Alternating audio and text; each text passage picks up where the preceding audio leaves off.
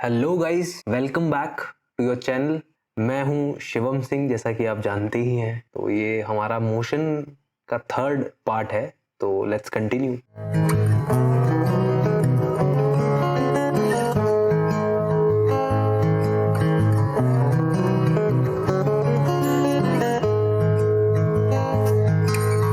तो इस पार्ट में we will first be discussing point object. Point object जो नाम है वो काफी कंफ्यूजिंग हो जाता है लोगों के लिए, बच्चों के लिए। पॉइंट ऑब्जेक्ट से बच्चे ये समझ लेते हैं कि जो ऑब्जेक्ट है वो काफी छोटा है, काफी डायमेंशन वाइज छोटा है। सोच वाइज छोटा नहीं बोल रहा मैं, डायमेंशन वाइज छोटा है। सोच वाइज छोटा अलग होता है, बड़े से बड़ा आदमी भी सोच वाइज बहुत छोटा हो सकता है यहाँ, लेकिन वो बात नहीं हो रही। यहाँ पे बात किस चीज की हो रही है? यहाँ पे बात हो रही है डायमेंशन वाइज छोटे की। तो ऐसा लोग समझ जाते हैं कई बार पॉइंट ऑब्जेक्ट सुन के कि जो अपना ऑब्जेक्ट है वो डायमेंशनली वेरी स्मॉल है, डायमेंशनली वेरी स्मॉल है। बट ये बिल्कुल ही गलत है, ये बिल्कुल ही गलत है। पॉइंट ऑब्जेक्ट का मतलब, पॉइंट ऑब्जेक्ट का मतलब ये बिल्कुल भी नहीं है कि डायमेंशन छोटा है। समझिए इस बात को, डायमेंशन से पॉइंट ऑब्जेक्ट का कोई लेना देना नहीं है। डायमेंशन से पॉइंट ऑब्जेक्ट का कोई लेना देना नहीं है। इस बात को अगर ये आपके दिमाग में आए या आ रही हो तो अभी निकाल के बाहर फेंक दे। तो भाई साहब, ये पॉइंट ऑब्जेक्ट है क्या चीज? तो इसको समझने के लिए हम एक एग्जांपल ले लेते हैं। मान लीजिए कि हमारी जो बबली है वो गर्मियों की छुट्टियों में तमिलनाडु चली गई हैं। तमिलनाडु चली गई हैं बबली हमारी। गर्मियों की छुट्टियों में, हमारी नहीं बंटी की, सॉरी, हमारी नहीं बंटी की। बबली तमिलनाडु चली गई और बंटी लेट्स अज्यूम कि दिल्ली में रहता था। ठीक है, बंटी जो है वो दिल्ली का रहने वाला है, दिल्ली का लौंडा है। ठीक है, अब बंटी को याद आ रही है तो बंटी मिलने जाएगा, बंटी को याद आएगी तो बंटी मिलने जाएगा। अब बंटी जो है वो जब मिलने गया, बंटी मिलने गया तो हमने उसके मोशन को स्टडी किया। क्या क्या स्टडी किया? हमने स्टडी किया कि उसको वो कितनी, लेट्स अज्यूम कि हमने स्टडी किया कि वो कितनी दूर चला, कितना डिस्टेंस उसने कवर किया, किस स्पीड से गया, और यही सारी चीजें हमने मोशन के रिस्पेक्ट में उसकी स्टडी करी। बहुत बढ़िया। जब हमने ये स्टडी करी तो हमने पाया कि बंटी का जो फिगर है, उस बात से हमारी स्टडी का कोई लेना देना नहीं है। तो बंटी हो सकता है कि 80 किलो का हो और ये भी हो सकता है कि सिर्फ 40 ही किलो का हो, बट उससे हमारी स्टडी पे कोई खास अंतर आने वाला नहीं है। सिमिलरली अगर मैं मोशन ऑफ अर्थ स्टडी करता हूं, सन के अराउंड, तो पूरा एक रिवॉल्यूशन भी अगर मैं स्टडी करूं, सिर्फ एक रिवॉल्यूशन, तो क्या आपको नहीं लगता कि जो अर्थ का साइज है, जो कि बहुत बड़ा है, उसका हमारी स्टडी पे ज्यादा इफेक्ट आने वाला नहीं है? तो पॉइंट की बात यह है, मुद्दे की बात यह है कि जिस बात की हम स्टडी कर रहे हैं, अगर उस बात में साइज का कोई मतलब ना हो, अगर उस स्टडी में साइज डज नॉट मैटर वाला सिनेरियो काम कर रहा हो, तो हम ये मान सकते हैं कि वो जो ऑब्जेक्ट है वो पॉइंट ऑब्जेक्ट है। इस केस में, बंटी बबली वाले केस में, बंटी को मैं एक पॉइंट से रिप्रेजेंट कर सकता हूं। और अर्थ वाले केस में भी, जब मैं अर्थ की रिवॉल्यूशन स्टडी करूंगा तो उसमें भी कई सारे सिनेरियोज में, कई सारी जो स्टडी होंगी, कई सारी जो चीजें होंगी, उसमें मैं कंसीडर कर सकता हूं अर्थ को एज अ पॉइंट ऑब्जेक्ट। अर्थ छोटा बिल्कुल भी नहीं है, ये तो हम सब जानते हैं। बंटी भी बढ़िया आदमी है, हट्टा कट्टा आदमी होगा, बट जितनी ये दूरी तय कर रहे हैं, जिस जिस मोशन को हम स्टडी कर रहे हैं इन दोनों ही केस में, अर्थ का केस भी और बंटी का केस भी, जो हमारा मोशन है, जो हमारी डिस्टेंस कवर्ड है, उसके रिस्पेक्ट में जो डायमेंशन है वो नेग्लिजिबल है, वो नेग्लिजिबल है। अगर बंटी सिर्फ 2 मीटर चल रहा होता, अगर बंटी सिर्फ 2 मीटर चल रहा होता तो उसकी डायमेंशन का थोड़ा बहुत असर आता, उसकी डायमेंशन का थोड़ा बहुत असर आता। इसके अगर दूसरा एग्जांपल मैं दूं, अगर बंटी सिर्फ 2 सेंटीमीटर चल रहा होता तो उसके डायमेंशन का थोड़ा और ज्यादा असर आता। एक और एग्जांपल ले लो, अगर बंटी सिर्फ 2 नैनोमीटर चल रहा होता, 10⁻⁹ मीटर चल रहा होता तो उसके डायमेंशन का बहुत ज्यादा फर्क आ जाता। इतना तो वो सांस लेने में ही चल जाता, सांस लेता तो पेट बाहर आता और उतने में ही कवर हो जाता। तो उस केस में डायमेंशन मतलब रखते। तो मैं ये नहीं बोल रहा कि हमारी कोई भी स्टडी में डायमेंशन का मतलब नहीं होगा। कुछ एडवांस स्टडीज अगर हम करेंगे जो कि हमारे इस कोर्स में नहीं रहेगी, अगर हम थोड़ा हायर लेवल की बात करें तो ऐसे हर जगह आप पॉइंट ऑब्जेक्ट नहीं मान पाओगे, बट काफी सारी जगह हम बड़े से बड़े ऑब्जेक्ट को भी पॉइंट की तरह ट्रीट करके अपना काम चला सकते हैं। इसीलिए ये पॉइंट ऑब्जेक्ट का कॉन्सेप्ट आया है कि अगर हमारा काम ऑब्जेक्ट को पॉइंट मान के चल रहा है तो काहे माथा फोड़ी करनी है दादा, काहे माथा फोड़ी करनी है। पॉइंट बनाओ और काम तमाम कर दो। Okay, studying the motion of an object, sometimes dimensions are not important, ये समटाइम्स बहुत जरूरी है, ऐसा हमेशा पॉसिबल नहीं होगा। ओके, बट जहां जहां पॉसिबल हो वहां वहां हम ऑब्जेक्ट को पॉइंट ऑब्जेक्ट ट्रीट कर सकते हैं, और इवन अर्थ जैसा इतना बड़ा ऑब्जेक्ट भी हम पॉइंट ऑब्जेक्ट ट्रीट कर सकते हैं अगर जो हम पाथ स्टडी कर रहे हैं वो काफी बड़ा है, तो उस केस में इतना ज्यादा एरर आने वाला नहीं है। तो अर्थ को भी, even earth can be considered as a point object. अब जो next point we have to discuss is frame of reference. अब फ्रेम ऑफ रेफरेंस को डिस्कस करने से पहले एक छोटी सी चीज मैं पहले डिस्कस करना चाहता हूं, then we will come to frame of reference. ये आपको बेसिक आइडिया तो इसका पहले से ही होगा, बट एक बार फिर से डिस्कस कर लेते हैं, कोई बुराई नहीं है। तो अगर कोई ऑब्जेक्ट, अच्छा पहले तो रेफरेंस मान लेते हैं। तो ये मेरा रेफरेंस पॉइंट है जिसको मैं नाम दे रहा हूं O। हम बेसिकली यहां पे डिस्कस कर रहे हैं ग्राफ, है ना। तो पहले ग्राफ डिस्कस करेंगे, उसके बाद उस पे जाएंगे। आपने पहले भी ग्राफ पढ़े होंगे, तो उसी को एक बार रिवाइज कर लेते हैं ताकि थोड़ा आसानी हो जाए आगे वाले टॉपिक में। तो ये पॉइंट जो है मेरा O, वो है रेफरेंस पॉइंट। सारी जो डिस्टेंसेस हैं वो मैं यहीं से नापूंगा, इसीलिए मैं इसको बोल रहा हूं रेफरेंस पॉइंट।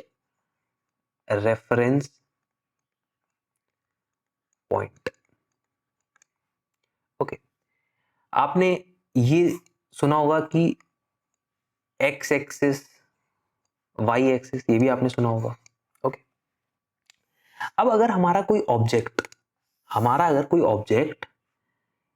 यहां पे है, इस जगह, तो क्या आपको ये नहीं लगता कि सिर्फ एक्स का कंपोनेंट, या फिर नॉर्मल बोला जाए तो सिर्फ एक्स की जो वैल्यू है, अगर हमारा कोई ऑब्जेक्ट यहां पर है तो क्या आपको ऐसा नहीं लगता कि जो x की वैल्यू है इस जगह, सिर्फ वही काफी है इस ऑब्जेक्ट की डिस्टेंस बताने के लिए? हाँ भाई, अगर इस जगह की वैल्यू 4 है, then 4 will be, let's consider the unit to be meter. तो 4 meter in the x direction is sufficient enough to tell the location of this point. On the other hand, अगर मैं ये अपना पॉइंट यहां कहीं ले लूं, let's assume this as 5 meter.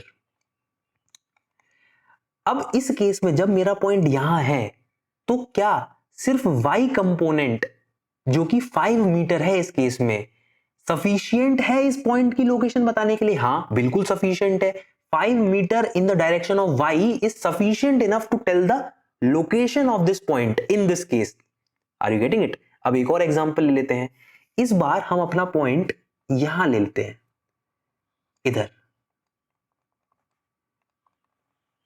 अब इस केस में अगर आप ध्यान दोगे तो मुझे x कंपोनेंट जो कि 4 है एंड y कंपोनेंट जो कि 5 है, दोनों की ही जरूरत पड़ेगी लोकेशन बताने के लिए। दोनों की ही जरूरत पड़ेगी लोकेशन बताने के लिए। अगर मुझे दोनों की जरूरत पड़ रही है इसको बताने के लिए, तो क्या इसका एक और स्टेप आगे बढ़ा जा सकता है? क्या इसका एक और स्टेप आगे बढ़ा जा सकता है?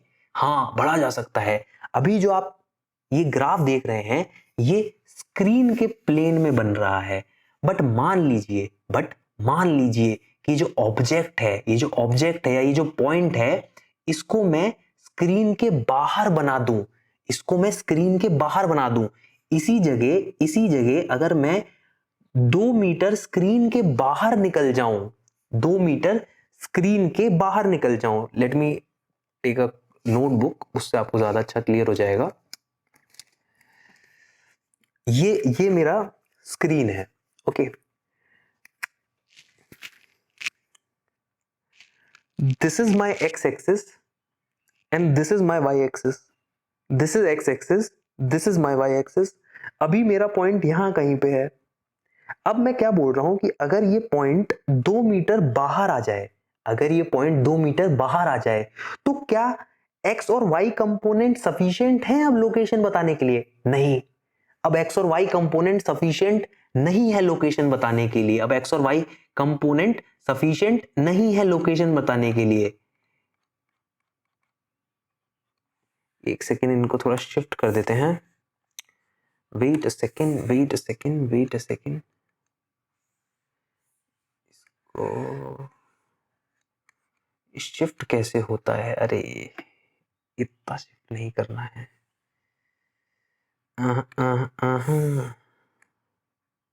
पूरा नहीं होगा क्या शिफ्ट?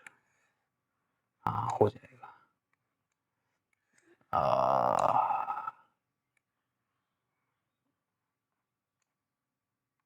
ये रेफरेंस पॉइंट इसको इधर कर देते हैं, इस ओ को भी थोड़ा सा ऊपर कर देते हैं, ठीक है।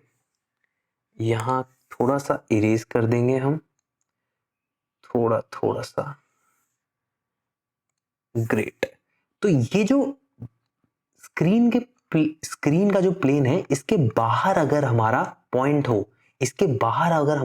हो, तो x और y कंपोनेंट जो हैं वो सफिशिएंट नहीं होंगे पोजीशन बताने के लिए। तब मुझे क्या चाहिए होगा?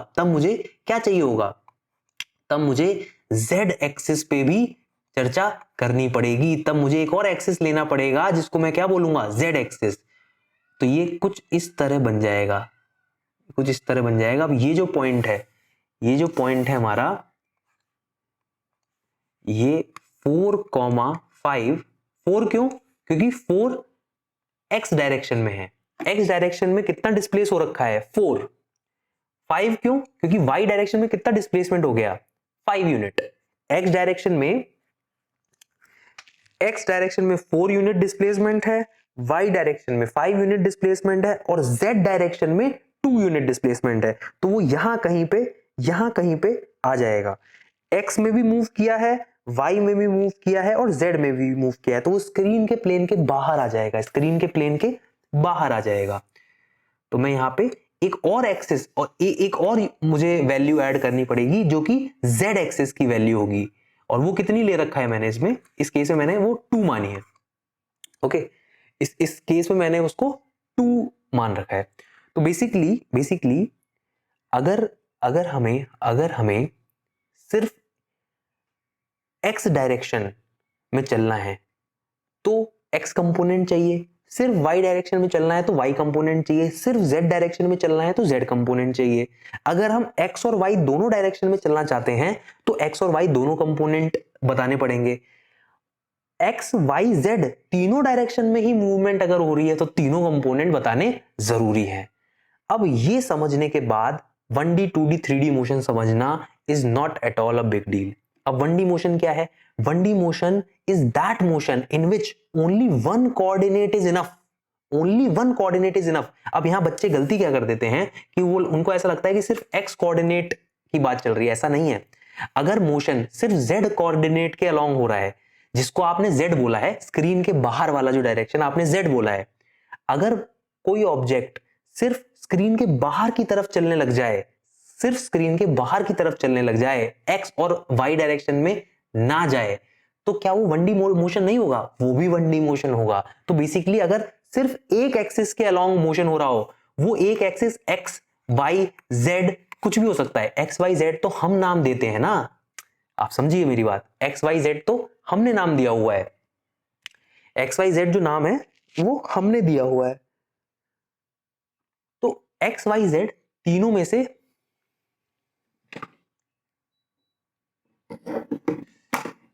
तापमान काफी बढ़ता हुआ, ओके। तो एक्स वाई जेड में से कोई भी एक डायरेक्शन के अलोंग अगर मोशन होगा तो उसको मैं क्या बोलूंगा? एनीवन। अगर किसी भी एक के अलोंग मोशन होगा तो उसको मैं बोलूंगा 1D मोशन, उसको मैं बोलूंगा 1D मोशन।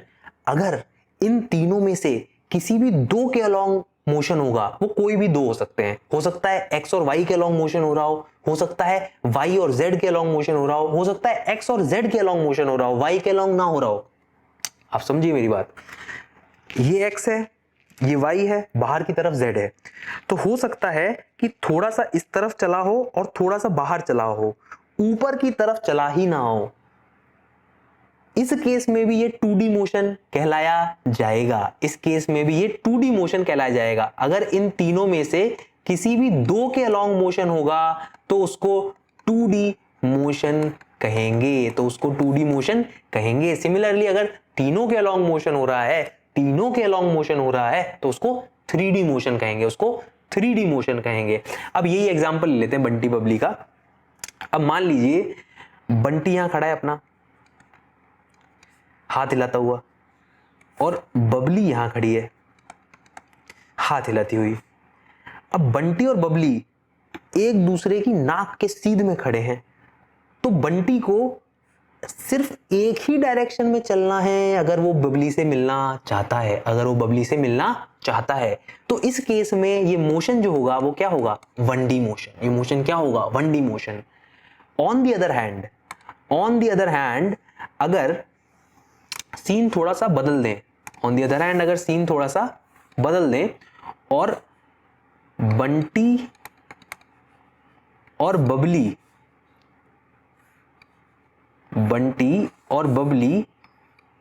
को कुछ इस तरह अरेंज कर दें कि बंटी को आगे चल के मुड़ना पड़े, बंटी को आगे चल के मुड़ना पड़े। तो बेसिकली ये एक्स डायरेक्शन में भी चल रहा है और वाई डायरेक्शन में भी चल रहा है, एक्स डायरेक्शन में भी चल रहा है और वाई डायरेक्शन में भी चल रहा है।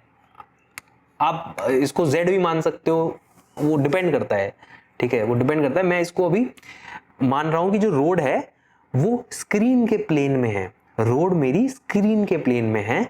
उस रिस्पेक्ट में बात करते हुए एक्स के अलोंग भी मोशन हो रहा है और वाई के अलोंग भी मोशन हो रहा है, एक्स के अलोंग भी मोशन हो रहा है और वाई के अलोंग भी मोशन हो रहा है। तो इस केस में जब बंटी बबली से मिलने जा रहा है तो वो 1D मोशन नहीं, वो क्या कर रहा है? वो 2D मोशन कर रहा है, वो 2D मोशन कर रहा है। अब थर्ड केस कौन सा लेंगे? थर्ड केस में हम क्या करेंगे कि बबली को चढ़ा देंगे पहाड़ी पर, बबली को चढ़ा देंगे पहाड़ी पर। तो बबली हमारी चढ़ गई पहाड़ी पर। अजय डरने की बात नहीं है, घूमने गई है, उसको गब्बर लेके नहीं गया, ठीक है। अब इस केस में बंटी को अगर बबली से मिलने जाना है तो उसको एक्स डायरेक्शन में भी चलना पड़ेगा, थोड़ा सा वाई डायरेक्शन में भी चलना पड़ेगा और ऊपर की तरफ भी चलना पड़ेगा। ध्यान से देखिएगा, बबली यहां कहीं है पहाड़ के ऊपर, ठीक है, और बंटी हमारा यहां पे है कॉपी के ऊपर यहां पे। तो इसको थोड़ा सा एक्स में भी चलना पड़ेगा, थोड़ा सा वाई में भी चलना पड़ेगा, थोड़ा सा एक्स में भी चलना पड़ेगा, थोड़ा सा वाई में भी चलना पड़ेगा और थोड़ा सा जेड में भी चलना पड़ेगा, थोड़ा सा जेड में भी चलना पड़ेगा। आप समझ पा रहे होंगे। देखिए एक्स और वाई एक्सिस इस केस में ऐसे हैं प्लेन में, एक्स एक्सिस और वाई एक्सिस जो है वो एक प्लेन में है, और जो ऊपर वाला एक्सिस है जो ऐसे करने पर बाहर आ रहा था स्क्रीन के आपके, ऐसे अगर इमेजिन करेंगे तो ये ऊपर की तरफ चला जाएगा, जेड एक्सिस जो है ऊपर की तरफ चला जाएगा, एक्स एक्सिस और वाई एक्सिस हमारा जमीन पर रहेगा, धरती माता पर रहेगा, और जेड एक्सिस ऊपर की तरफ चला जाएगा। इसको रोटेट कर रहा था जब मैं, तो ये स्क्रीन के बाहर आ रहा था जेड एक्सिस, एक्स और वाई इधर रह रहे थे। इसको ऐसे करूंगा तो एक्स और वाई इस प्लेन में आ जाएगा और जेड ऊपर की तरफ चला जाएगा। तो अब जब वो पहाड़ी पर जाएगा, अब जब बंटी पहाड़ी पर जाएगा तो वो एक्स की अलोंग भी मूव करेगा, वाई के अलोंग भी मूव करेगा और जेड के अलोंग भी मूव करेगा। तो क्या आपको ऐसा नहीं लगता कि तीनों कंपोनेंट जरूरी हैं बंटी को बबली तक पहुंचाने के लिए? हाँ, जरूरी हैं। तो इस केस में बंटी ने कैसा मोशन किया है? इस केस में बंटी ने, हमारे प्यारे बंटी ने 3D मोशन किया है, 3D मोशन किया है, हमारे प्यारे बंटी ने 3D मोशन किया है। तो ये बेसिक डिफरेंस होता है 1D 2D और 3D में। एक बार फिर से अगर मैं रिपीट करना चाहूं तो मैं सिंपल ऐसे बोल सकता हूं कि अगर कोई भी एक एक्सिस सफिशिएंट है मोशन को डिफाइन करने के लिए या मोशन को डिस्क्राइब करने के लिए तो उसको 1D बोलेंगे, 2 लगेगा तो 2D, तीनों लगेंगे तो 3D। That's it. So I think that's enough for this part. अगले पार्ट में इसको कंटिन्यू करेंगे। अगला जरा देख लेते हैं क्या टॉपिक है। 1D 2D 3D तो हमने कर दिया है, रेफरेंस पॉइंट भी हमने देख लिए हैं। ये हो गया। ओके, सो अगला जो टॉपिक हम पढ़ेंगे वो बेसिकली मोशन का एक और डिफरेंशिएशन है। मतलब मोशन जो है उसको हम 1D 2D 3D में भी डिवाइड कर सकते हैं, और एक और तरीका है डिवीजन का। जो अगला तरीका है डिवीजन का वो हम देखेंगे, वो बेसिकली लीनियर, रोटेशनल और ऑसिलेटरी में डिवाइड कर सकते हैं। वो हम अगली क्लास में कंटिन्यू करते हैं। तो इस लेक्चर के लिए इतना ही। और पिछले जो सेशन था उसमें शेर सुनाना मैं भूल गया था। तो एक्चुअली शेरों का थोड़ा मुझे शौक है, तो आप झेल लीजिएगा थोड़ा, है ना। तो मैं तो क्योंकि डालूंगा इधर जहां भी मौका मिलेगा मैं तो घुसा दूंगा। आपको अच्छा लगे तो वाह वाह कर दीजिएगा, नहीं अच्छा लगे तो स्किप मार दीजिएगा, कोई दिक्कत वाली बात नहीं है। तो एक शेर अर्ज किया है, क्या फरमाते हैं, कुछ फरमाते हैं ना शेर अर्ज करते टाइम, गौर फरमाइएगा। इरशाद, हाँ इरशाद करते हैं, इरशाद फरमाइए ऐसा बोलते हैं। ओके चलो छोड़ो, शेर पे आते हैं। बहुत बहुत बढ़िया शेर है, पहले ही तारीफ कर दे रहा हूँ, कोई बात नहीं, अच्छा है लेकिन इट्स गुड। कुछ इस तरह वो अपनी नाकामियों को धो देता है। कुछ इस तरह वो अपनी नाकामियों को धो देता है, जब मौका मिलता है रो देता है।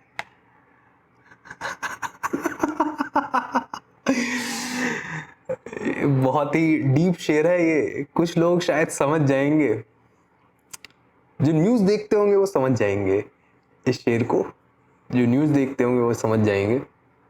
तो इस वीडियो लेक्चर में बस इतना ही। अगर आपको अच्छा लगा हो तो प्लीज़ लाइक कर दीजिएगा, एंड अगर अभी तक सब्सक्राइब नहीं किया तो कर दो यार। तो तीसरा पार्ट चल रहा है ना, वो ख़त्म हो गया तीसरा पार्ट भी, तो सब्सक्राइब भी कर दो, and will meet in the next part. Till then take care, okay bye bye.